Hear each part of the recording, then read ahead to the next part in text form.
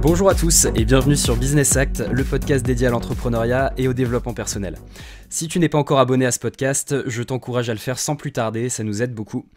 Aujourd'hui, j'ai le plaisir de recevoir Alexandre Lacharme, qui est spécialisé sur la location de parking.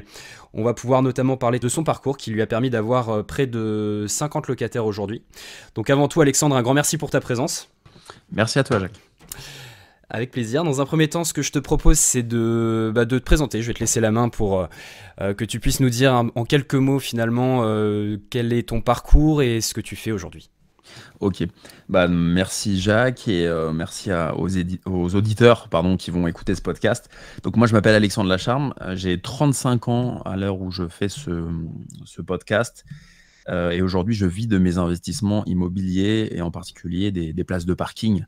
Donc ça n'a pas été un long fleuve tranquille, ça a été longtemps un side business, mais aujourd'hui j'en vis complètement et j'ai pu remplacer, si tu veux, mes activités de salarié par mes activités d'entrepreneur, puisque investir dans l'immobilier, c'est de l'entrepreneuriat à part entière. Et aujourd'hui, j'en vis. Aujourd'hui, j'ai créé un livre sur le sujet.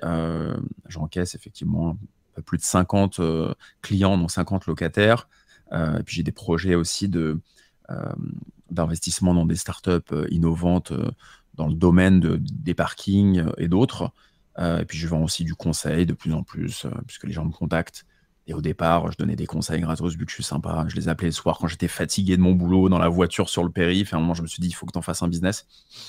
Mais voilà, mon idée, c'est de motiver les gens, les jeunes surtout, à se dépasser, à passer à l'action, à vaincre leur peur. Et mon discours, il est vraiment là. Je ne cherche pas à faire des experts de l'immobilier. Je cherche plutôt à dire aux gens, lancez-vous, apprenez, travaillez, et il faut passer à l'action parce que c'est lorsqu'on se lance qu'on a le moins peur. Lorsqu'on saute du plongeoir, c'est là où ça va mieux. Donc ça sert à rien de trop réfléchir. Souvent, l'ennemi de l'entrepreneur, c'est la personne qui est trop perfectionniste, tu vois, qui se dit « Ah, mais il y a ci, il y a ça », et en fait, tu passes jamais à l'action.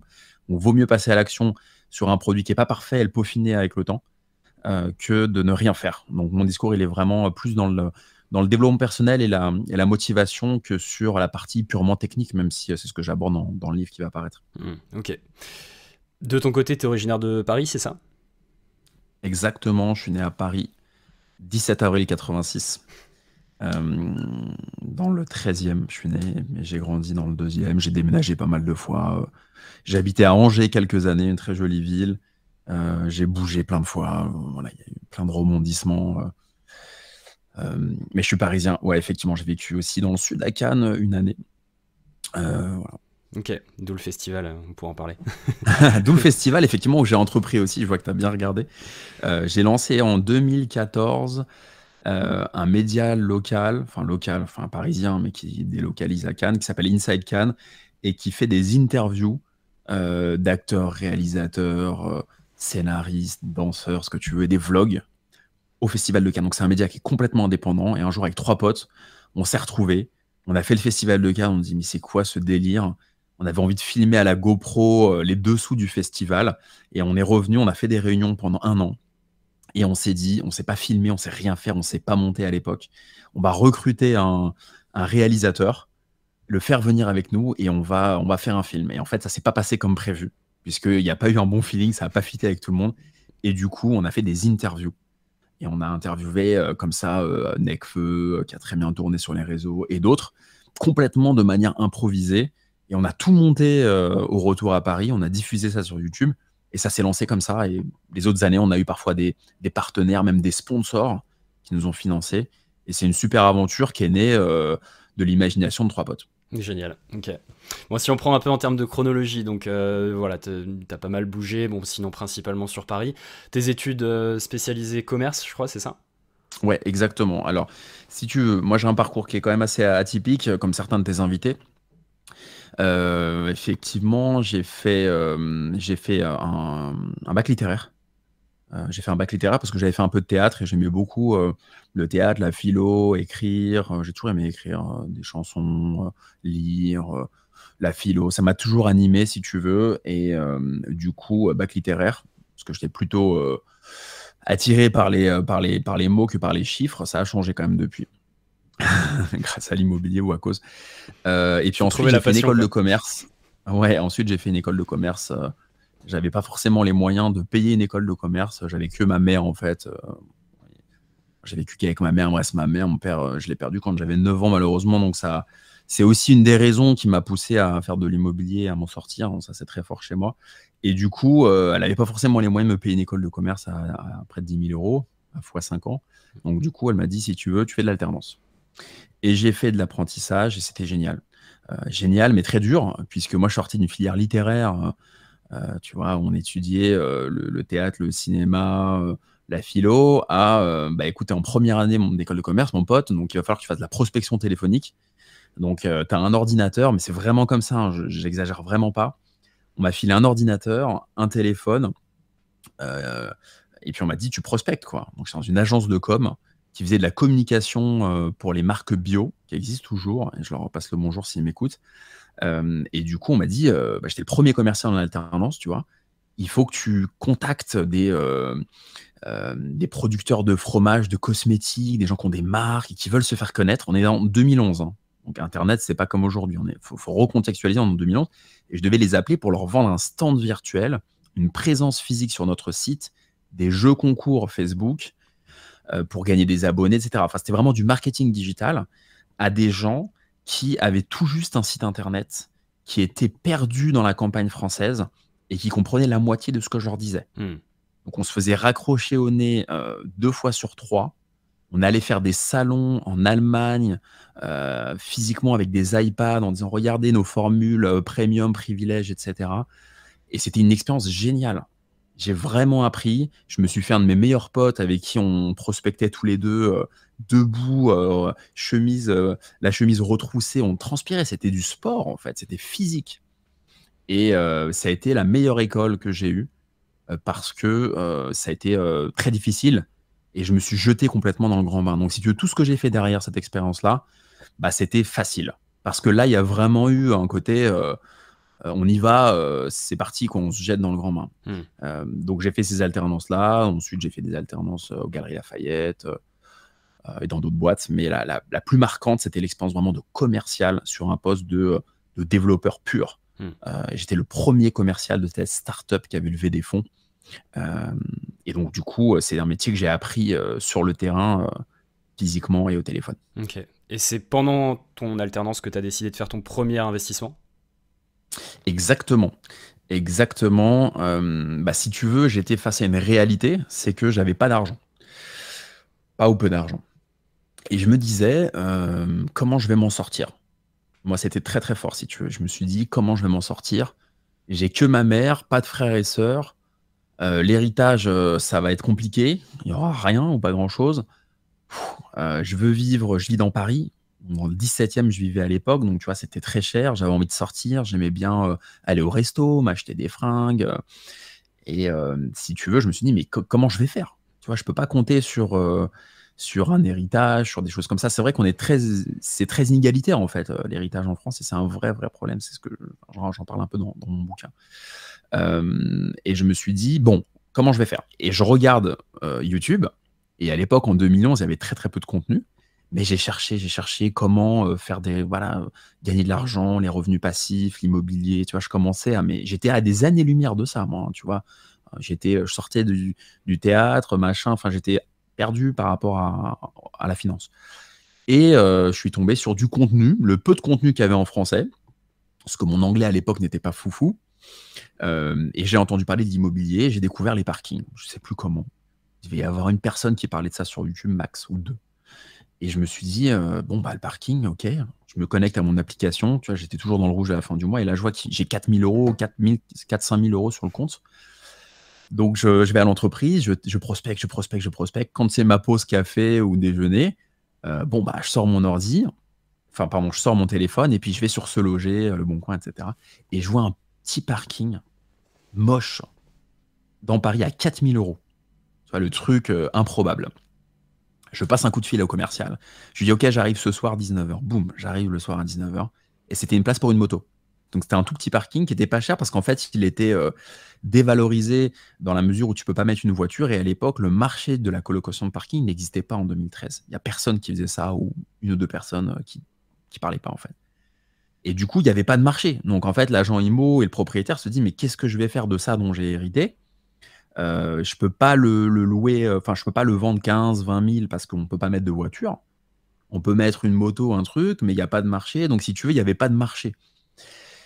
Et moi, j'ai tout de suite senti, je me suis dit, mais je vais mettre une moto dessus. Donc, je l'ai acheté 4 000 hors frais de notaire et j'ai mis une moto à 45 € par mois. Donc, ça fait, si tu comptes pas les frais de notaire, ça fait un peu plus de 10% brut. Et ensuite, j'ai mis 2 motos. Donc, 2 fois 45, 90 €. Donc, tu vois, 90 € pour un investissement de 4 000 hors notaire. Donc, si tu comptes pas les frais de notaire et si tu prends ça brut, ça fait plus de 20% de renta. Bon, après, c'est une toute petite somme. Mais, mis bout à bout, tu vois, les petites sommes, ça fait des grosses sommes. Et en fait, mes potes se foutaient de ma gueule à l'époque. Ils me disaient, mais attends, mais tu vas te faire chier pour 45 € par mois. Je m'en souviens quand ça résonne encore. Tu vas t'emmerder à aller chez le notaire. Machin. Et aujourd'hui, donc tu vois, c'était en 2013, donc 9 ans après, ils me disent, ah ouais, c'est bien, tu vois. Et en fait, le discours a totalement changé. C'est juste qu'en fait, j'ai fait le principe de l'effet cumulé. J'ai multiplié les petites opérations, comme les abonnements, tu vois, les abonnements téléphoniques, Netflix, etc. Tu vois, tu multiplies, et puis après, ça te fait un salaire. Et en termes de chiffres, du coup, ça donne quoi aujourd'hui? Bah aujourd'hui, les parkings, c'est à peu près 2600 € par mois. Et il y a très très peu de crédit dessus. Quasiment plus, parce que je les ai remboursés. Donc c'est confortable. Après, c'est optimisé en plus fiscalement, parce que tu as une partie qui est en société. Donc la société, tu as un impôt sur les sociétés à 15%, tu peux passer des charges, tu peux déduire les frais de notaire. Ok. T'as un peu plus de 40 Et ce qui est parkings, c'est ça? alors si tu veux en locataire, ça doit faire, il faut que je regarde parce que parfois il y a des rotations, tu vois, donc ça change. C'est un peu plus de 55 locataires et en parking, c'est peut-être la moitié, puisqu'il y a, j'ai certaines places qui sont individuelles, donc ça c'est un lot, et j'ai certaines places que j'ai divisées. Donc soit j'ai une place individuelle, soit j'ai une place où j'ai mis 4 motos, ou soit j'ai une double place où j'ai même parfois 10 motos sur une double place. Enfin, j'ai fait des folies quand même. Il n'y a pas tant de gestion que ça. Premièrement, il te faut un bon fichier de suivi Excel, tu vois. Un bon fichier avec le total sur une feuille. Et puis après, par bien, tu vois, j'ai tu vois, tel endroit, j'ai telle adresse, et j'ai tous les onglets. Donc, c'est pas tant de gestion que ça parce que les gens, effectivement, restent en moyenne 1 an et demi, 2 ans. Je m'entends très bien avec mes locataires. Donc, je me déplace quasi plus. C'est-à-dire que quand il y a une personne qui part, elle a 1 mois de préavis contractuellement. Et je fais en sorte que le locataire sortant se mette en contact avec le nouveau locataire. Et il lui passe en fait le bip, tu vois, la télécommande. Au nouveau, il lui montre la place, il dit tiens, ton emplacement, c'est l'emplacement 5 au premier sous-sol. Si ça convient au nouveau locataire, il lui passe le bip. Moi, je rembourse la caution de 50 € par Lydia ou par virement au locataire sortant. Et le nouveau, on fait tout à distance. Génial. Donc théoriquement, je pourrais même vivre à 500 km de Paris. J'ai quasiment plus à me déplacer. T'en as toujours qui veulent voir, qui veulent rencontrer. Mais si tu t'entends bien avec tes locataires, c'est bon. Donc tu vois, en termes de gestion, c'est pas si lourd que ça. Donc ça, c'est la première chose. C'est une idée reçue des parkings que je comprends, qui est légitime, mais qu'on peut vite démonter. Je préfère être expert dans mon domaine que trop me diversifier. Tu vois, j'ai essayé d'acheter un appartement. Enfin, je l'ai acheté d'ailleurs, près de Versailles, meublé, etc. J'ai eu que des merdes. Bon, après, j'ai pas eu de chance. Je pense que, tu vois, le chauffe-eau qui tient pas, l'ancien dégât des eaux, tu vois, l'humidité. J'ai mis un locataire, je pensais qu'il était top. Il m'a fait chier, mais comme jamais. Ouais, il y a trop d'humidité, il y a trop de... Si j'entends les parties communes, j'entends du bruit, de la soufflerie, de machin. Finalement, je l'ai mis en agence. L'agence m'a assassiné sur les frais, mais assassiné. C'est-à-dire le loyer, 600 €, ils me prenaient 50 € de frais de gestion, ils m'ont fait payer je sais plus combien pour l'état des lieux, le machin. Il faut savoir que les agences te payent en fin de mois. C'est-à-dire que moi, ils encaissent le loyer de mon locataire, admettons, le 31 ou le 1er. Moi, je me suis dit, ils vont me payer le 5. Oui. Ça me paraît logique. Non, ils vous payent le 30. Parce que s'il y a des travaux, des trucs, ils veulent garder la trésorerie pour pas la sortir. Donc, en fait, tu perds 1 mois. Il y a 1 mois de décalage. Donc, ils encaissent, tu vois, quand ils travaillent la trésorerie, ils encaissent en début de mois le loyer de ton locataire et ils te le reversent le 30, moins leur fin. Je me suis Ouais. assassiné, à tel point que j'ai dit je vends. Donc pour répondre à ta question, le parking, moi c'est sécurisant parce qu'il n'y a rien à détruire. En plus, moi, c'est pas des box, c'est des places ouvertes, donc il y a encore moins à Mm. détruire. Il n'y a même pas une porte, il n'y a même pas, tu vois. Mm. En plus, c'est en copropriété, donc c'est pas comme ceux. Tu vois, il y a plusieurs. Dans les parkings, il y en a qui achètent des batteries de parking à la campagne où ça peut prendre feu, il peut y avoir des problèmes de toiture, etc. Moi, je suis même pas concerné par ça. J'ai fait le plus simple. J'ai acheté en copropriété dans les cœurs de ville sur des places ouvertes. Donc, il y a juste à la limite un coup de peinture tous les 5 ou 10 ans. Tu vois, Génial. ça va pas chercher loin. C'est pas un chauffe-eau. Donc, pas de problème. Ça se passe bien avec les locataires. C'est un fichier Excel. Moi, ça me Mm. sécurise. Ouais. Après, effectivement, je suis d'accord avec toi. Ça se trouve, au bout d'un moment, si ça se valorise bien, parce que j'ai acheté des places très peu chères qui se sont très bien valorisées, surtout qu'à Paris, moi, j'ai acheté principalement à Paris. C'est de plus en plus cher. Je pourrais racheter pour acheter effectivement un immeuble de rapport. Alors pas forcément à Paris parce que c'est très très cher, mais dans une autre ville, ou faire du meublé ou faire autre chose. C'est simplement, si tu veux, à un moment, je me suis dit, je suis à l'aise avec le parking. Alors oui, c'est pas sexy. Oui, c'est vrai, quand tu dis le parking, c'est un peu, parfois, ça peut être un peu, c'est pas ce qu'il y a de plus sexy, c'est pas, tu vois. Mais je maîtrise, et puis c'est sexy sur le papier, c'est sexy sur mon portefeuille aussi, tu Mm. vois. Quand Ouais. je me connecte avec mon application et que j'ai 55 personnes qui me font un virement tous les mois, bah, mon petit café ou mon thé, je le bois et il a du goût, tu vois. Mm. Donc, ce qui compte, c'est combien tu gagnes. Tu vois, c'est ça. Donc, que ce soit une cave, que ce soit des NFT ou autre, peu importe, ce qui compte, c'est que ça fonctionne. Donc moi, le parking, je suis à l'aise et je préfère être vraiment expert sur le domaine. Mais j'exclus pas de partir dans l'immobilier plus traditionnel. Mais il faut avoir des bonnes expériences. Ma Mm. première était pas top, donc il faut que je me relance. Ok. Et comment est-ce que tu trouves ces bonnes affaires du coup? T'as 1000 manières. Tu peux demander au gardien d'immeuble, tu peux aller sur Le Bon Coin, tu peux aller sur Se Loger, il y a des super trucs sur Se Loger. Tu peux aller aux enchères. Là, récemment, j'ai acheté un parking aux enchères. Tu as un petit parking moto qui était affiché à 4002 avec une enchère minimum de 1000 euros. Donc, c'est-à-dire pour 5002, potentiellement, tu pouvais l'avoir. Je l'ai acheté 7002 finalement. Tu vois, 7002, un parking en plein 18e à Paris. Donc, ça reste intéressant. Je vais faire 8% de rentabilité sur ça. Donc en fait, les bonnes affaires, tu peux les avoir partout. Il faut discuter, parler avec ton entourage, les commerçants. Il faut être en veille. En fait, Mm. il faut être en veille et savoir ce que tu veux acheter, se projeter sur quel locataire tu veux avoir. Moi, il y a des quartiers, tu vois, je sais quel locataire je veux avoir. Après, c'est une expertise que tu affines. Euh, Mm. mais je suis en veille, en fait, et je suis pas pressé d'acheter un max. Ce que je veux, c'est juste équilibrer les comptes et et me diversifier aussi dans autre chose bientôt. Mm. Ok. Tu fais encore le tour des agences histoire qu'ils puissent t'appeler quand ils ont des bonnes affaires ou pas? Je le fais moins qu'avant. Je le fais. À un moment, je le faisais beaucoup, beaucoup, beaucoup. Puis en plus, j'étais pas dans les codes, tu vois. J'arrivais pas au costume, mon père de famille, tu vois. Moi, je faisais exprès, en fait, tu vois.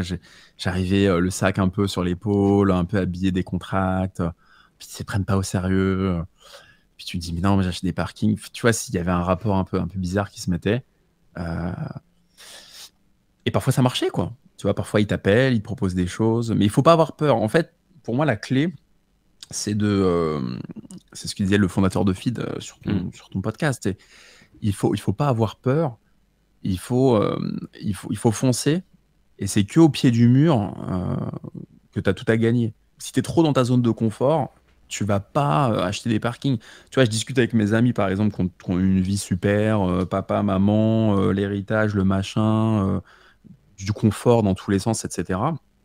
Ils auraient jamais acheté un parking. Parce que c'est trop. C'est un truc de crève la dalle. Il faut avoir faim, en fait. Si t'as pas faim de t'en sortir, si t'as pas faim d'y arriver, tu vas jamais investir dans l'immobilier déjà de 1.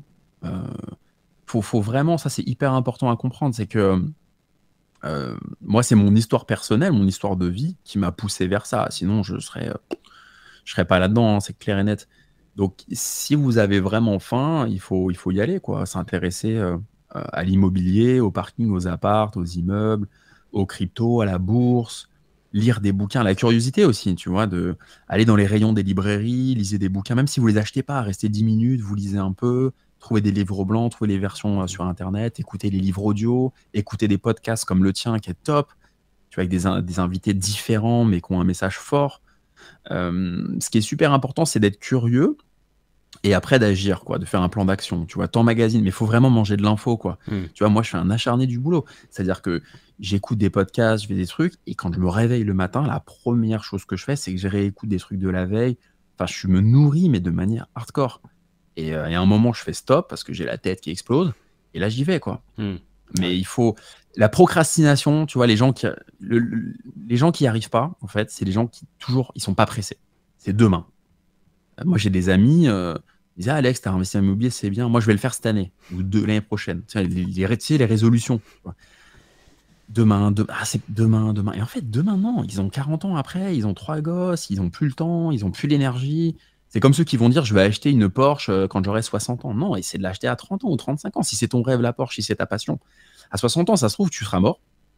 Ça se trouve, tu n'auras plus envie. Ça se trouve, tu auras d'autres projets. Donc, si tu veux un truc, arrête de dire dans 20 ans. Hmm. Dans 20 ans, on ne sait même pas où on sera.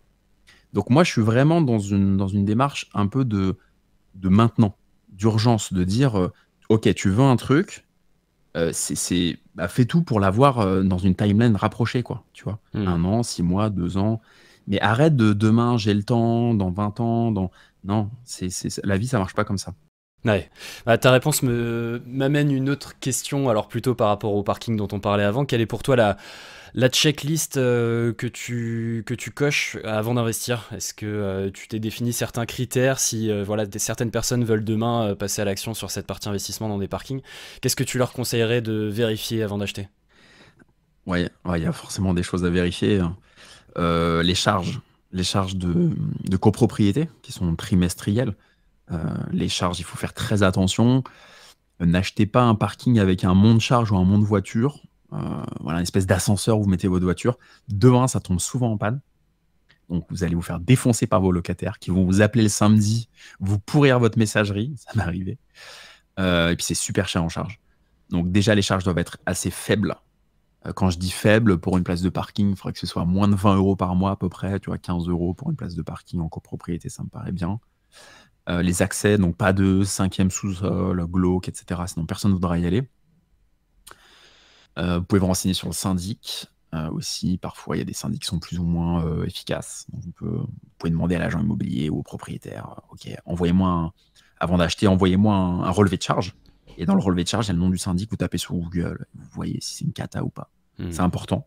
Le syndic, c'est à lui que vous allez demander les bips. Parfois, on les demande aussi aux gardiens d'immeubles, etc. Mais c'est souvent au syndic. Moi, il m'est arrivé d'acheter des places et le syndic, ça se passe pas bien du tout. C'est-à-dire qu'il me donnait pas de bip supplémentaire. Mais pourquoi vous avez besoin de 5 bips? Qu'est-ce que vous faites?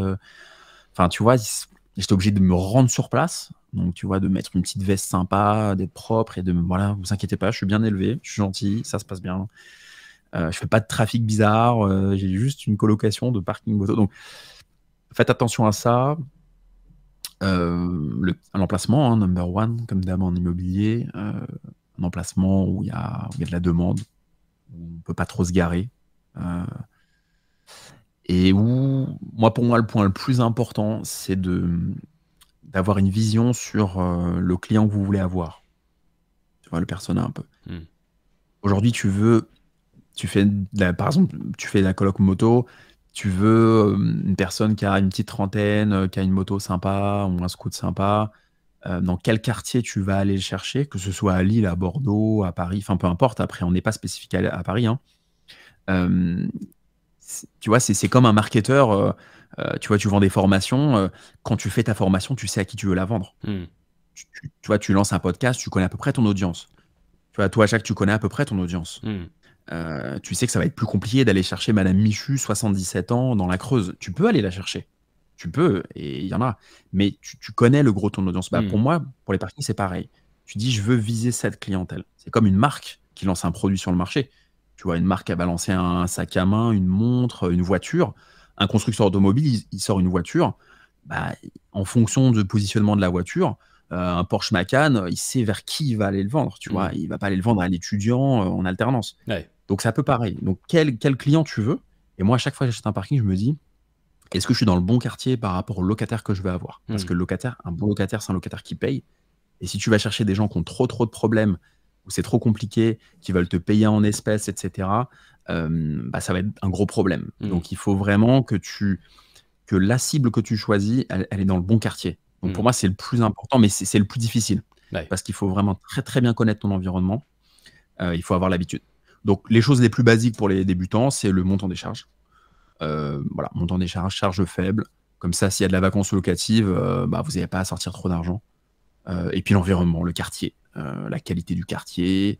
Est-ce que c'est un quartier qui craint? Est-ce que c'est un quartier branché? Est-ce que c'est un quartier d'hommes d'affaires? Quel quartier? Et puis, est-ce que tu achètes pas trop cher aussi, le prix? Puis négocier aussi, hein, faut savoir négocier. Mmh. Même si vous n'êtes pas commerciaux, il faut savoir négocier. Si vous achetez comptant, donc cash, en fonds propres, bah, on peut négocier un peu plus fort. Il faut poser des bonnes questions. Pourquoi vous vendez? La réponse est très importante. Si la personne vend et est pressée, tu vois, parce qu'elle a hérité, parce qu'elle veut récupérer du cash pour financer un autre projet, elle va être beaucoup plus à même de baisser son prix. Mmh. Si la personne est pressée. Tu peux avoir une personne qui est pas pressée, qui dit: «Bon, bah, moi j'ai un prix élevé, je suis pas pressé, j'ai pas besoin d'argent, ça peut rester 3 ans comme ça». Ça va être compliqué à négocier. Mmh. Donc il y a une part très psychologique, dans ça. Donc il faut l'acheter le moins cher possible, avec les charges les moins élevées et potentiellement les louer le plus cher possible. Mmh. Donc si tu bosses bien, tu peux arriver à faire des bonnes rentas pour des parkings, même pour des voitures ou quoi. Mmh. OK. Puis il y a une part de risque aussi, hein, si on veut pas prendre de risques, on fait rien. Mais l'avantage du parking, c'est que tu limites les risques parce que le montant est faible. Tu achètes un immeuble de rapport à 300 000 à Perpignan ou 200 000 dans le sud ou dans le nord où tu veux. Bon, c'est tu vas aller faire un footing derrière, tu vas te vider la tête, tu vois, Mmh. un petit stress. Ouais. Un parking, tu vas perdre 15 000 €, tu vas pas en mourir. Mmh. Ouais, c'est clair. Donc il y a un côté la marche est accessible. Mmh. Donc voilà pour mes conseils. Faites ça. Charge pas cher, bonne négo et bon quartier. Ouais, OK. Bon, du coup, si on revient sur les autres investissements, tu parlais de Ouais. crypto, de NFT et autres, quels sont les sujets sur lesquels tu es positionné? Alors, je suis positionné sur l'achat de. Waouh, tu vois, je maîtrise pas trop ce sujet, je cherche un peu plus mes mots, mais en fait, d'acheter des biens immobiliers adossés à des NFT. Et ça va être, en fait, l'entreprise va acheter un immeuble, par exemple, et elle va générer tant de cartes de NFT à différentes valeurs, limitées, bien sûr. Et tu vas pouvoir acheter un NFT, récupérer un loyer, et puis capitaliser aussi sur la valeur de ce NFT et éventuellement le revendre par la suite. Ouais, Et c'est l'immobilier sur la blockchain. tokenisé. Ouais, Ouais. et c'est sur Realty ou t'as pris quelle solution? Non, c'est un des concurrents de Realty là, que j'ai découvert. C'est un peu comme fait Realty, mais c'est un Français qui vient de créer ça. Et après, c'est rattaché à la blockchain Ethereum. Ok. C'est en ce moment là, donc je sais pas si je vais le faire parce que le ticket d'entrée c'est 800 €. Donc je vais voir. Ok. Mais ça m'intéresse. Je trouve ça génial. Enfin, je Ouais. rêverais de le faire sur les parkings. Si quelqu'un m'écoute et a la techno et veut le faire sur les parkings, qu'il me contacte, je serai le premier avis parce que j'adore entreprendre et je rêverais de me lancer dans un truc comme ça. Mais c'est génial, tu vois. Enfin, genre, l'immobilier, il faut que ça se modernise un peu. Tu vois, il y a un côté un peu chiant, il y a un côté un peu. Mais je suis super content parce que ça bouge en ce moment. Hmm. Donc ça m'intéresse à fond. Écoute, là, après, toutes les crypto-monnaies, je trouve ça fascinant. Ouais. Je sais pas si toi, tu es un peu dessus, si ça t'intéresse et tout. Ouais, clairement. Clairement, ouais, c'est un vrai Mais c'est sujet génial. d'avenir. Enfin, Et quand tu vois hyper intéressant, quoi. à la fois le potentiel au niveau financier, mais aussi surtout l'application qu'il y a derrière en termes de technologie blockchain, je pense que ça va changer quand même un vrai nombre de métiers. Et même sur les usages qu'on a au quotidien. Alors c'est bien souvent splitté aussi, enfin séparé entre plusieurs domaines d'activité. T'en as qui vont être un peu plus spécialisés sur, par exemple, la traçabilité alimentaire. Si tu prends par exemple le VeChain, si tu prends une autre crypto, ça va être plutôt sur un autre usage. Tu vas avoir par exemple des testaments numériques qui peuvent se faire maintenant. Enfin, tu as vraiment un ensemble d'applications qui sont en train de se mettre en place. On parlait de Realty par exemple, et c'est passionnant comme domaine. C'est passionnant. Et je pense qu'il y a un vrai virage à prendre. Et justement, c'est maintenant parce que dans l'immobilier, tu as beaucoup d'anciens qui snobent un peu les cryptos. Tu vois, je parle avec certains qui sont oh, j'y crois pas, etc. Tu vois, un peu plus âgés que nous. Et je pense que ils ont une certaine arrogance vis-à-vis de ces nouveaux trucs qui se lancent. Et ils ont surtout peur, en fait, de se faire voler la vedette, quoi. Donc, je pense que on a un vrai coup à faire. Et il faudrait développer cette partie-là. Et c'est fascinant. Après, il y a une courbe d'apprentissage, hein, effectivement. Tu vois, dans les cryptos, il y a une vraie courbe d'apprentissage. Il faut s'accrocher, comme dans l'immobilier. Mais je pense qu'il faut avoir l'humilité de découvrir plein de choses et de se réinventer. Je veux dire, tu vois, la posture de l'investisseur un peu arrogant en disant, tiens, non, moi je suis un immobilier traditionnel, tu comprends, c'est beaucoup plus sérieux. Moi, je suis pas là-dedans, tu vois. Je serais capable de tout revendre pour lancer un concept comme ça. Je sais pas, je trouve que c'est vraiment, il faut rebondir, quoi. Ouais. Et c'est fascinant. C'est Ouais, c'est fascinant, clair. fascinant. Ouais. Tu parlais de moins dépenser, t'es toujours un petit peu minimaliste, du coup? Ah, c'est une bonne question, ça. Tu sais, je suis partagé entre deux trucs. Euh, j'ai longtemps été vraiment minimaliste. Alors, au départ, je suis pas minimaliste. On part de très loin. Je suis une catastrophe. On part de très loin. Vraiment, je suis le genre de mec qui, tu vois, m'acheter plein de sweatshirts, plein de chaussures. Ma mère m'a toujours foutu de ma gueule, quoi. Mais attends, pour ouvrir une boutique, j'allais au ski, j'achetais la paire de skis au lieu de les louer, quoi. Alors que je faisais du ski enfin, une fois tous les ans, etc. Donc, je suis pas minimaliste, effectivement, de base, mais je l'ai été longtemps. Maintenant, bon, je lâche un peu la bride, mais je suis quand même hyper vigilant. En fait, j'ai appris à être vigilant sur les chiffres. Après, quand tu as une entreprise, quand tu fais de l'investissement immobilier ou quoi que ce soit, tu es obligé d'être vigilant. Tu vois, tu es obligé de. Tu vois, j'ai mes fichiers Excel, je regarde exactement, etc. Je suis tout le temps toute la journée, je regarde mon compte. Est-ce qu'on m'a payé? Est-ce qu'on m'a truc? Les charges? Qu'est-ce que c'est que cette dépense-là? Donc, ça donne une certaine discipline, surtout quand tu as 55 locataires. Donc, tu as une certaine discipline à avoir. Donc, n'importe qui de dépensier, de fait, deviendra beaucoup plus rigoureux.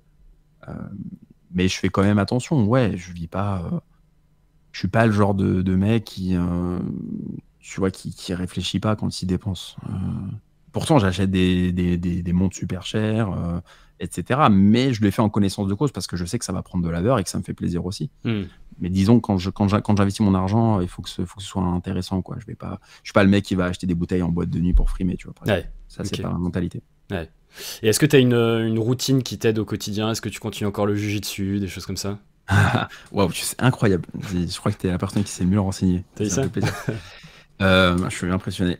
Oui, jiu-jitsu brésilien, 4-5 fois par semaine. Beaucoup, Cool. beaucoup, tu vois. Parfois un peu moins, parfois une fois par jour, même 2 fois, ça m'arrive. Voilà. Après, je suis un peu cassé. Mais le sport, franchement, le sport, ça m'a vraiment. C'est une vertu hyper intéressante. Le sport, ça permet d'avoir les idées claires.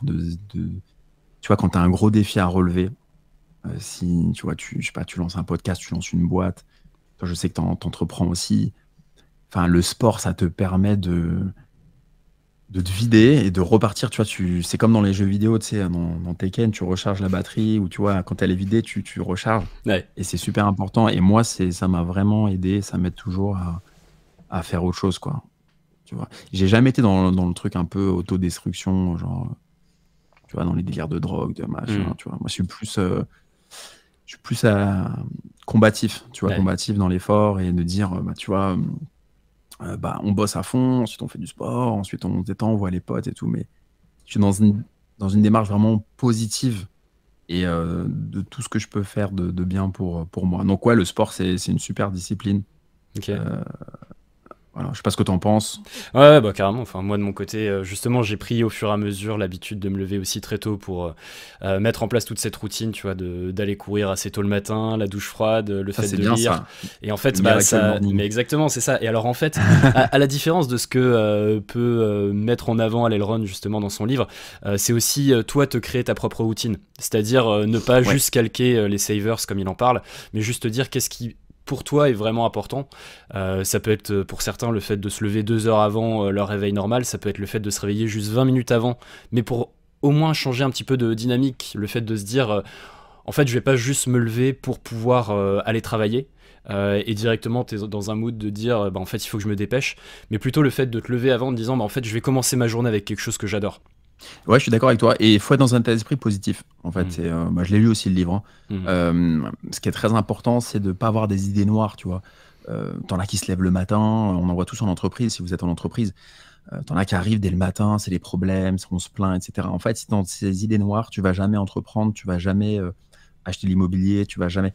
Donc, ce qui est très bien dans ce que tu viens de dire, c'est qu'il faut se mettre dans un état d'esprit positif où tu prends du temps pour toi et où tu as les idées claires. Donc, ouais, après, on n'est pas obligé de faire du sport, hein. Moi, je ne vais pas dire faites du sport. Ça peut être effectivement se faire des étirements, faire du yoga, lire, méditer. Mais ce qu'il faut, c'est faire déjà quelque chose qui te plaît. Donc, c'est une sensation aussi. Il faut ressentir la sensation. Il ne faut pas se faire du mal. Et être positif. Ouais. Les affirmations, c'est bien aussi, tu vois. Il faut vraiment être positif. Et c'est que dans cet état d'esprit où tu es enthousiaste, créatif et positif, où tu vas pouvoir faire, entreprendre de peu importe la manière. Mais c'est extrêmement important de ne pas commencer ta journée avec des problèmes en regardant, tu vois, des emails. Oh là là, mince, j'ai oublié de faire ça, je me fais engueuler. Waouh. Et si tu commences comme ça, tu vas jamais, jamais, jamais acheter un NFT, acheter un appart, tu vas jamais pouvoir le faire. Parce que tu pourras pas, en fait, ça va bloquer. Donc, il faut vraiment voir le côté positif des choses. C'est important. Clairement. Et en fait, il faut commencer tout petit, tu vois, c'est comme un sportif, tu vois. Moi, je fais beaucoup de sport. Au début, t'es pas champion, quoi. Au début, tu galères.